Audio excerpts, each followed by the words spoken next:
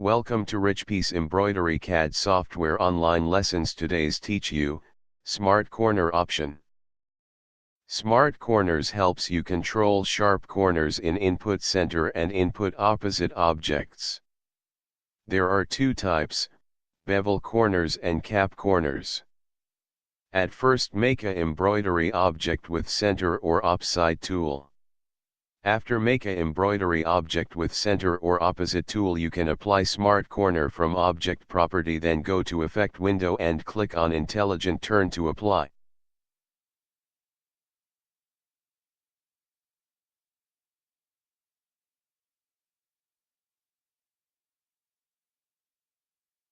You can also choose between cap turn or bevel turn.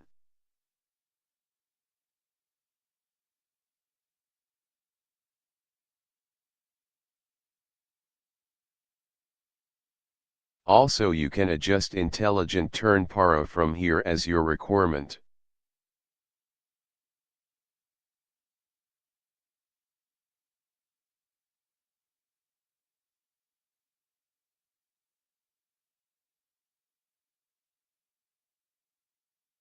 Thanks for watching today's video. See you tomorrow again.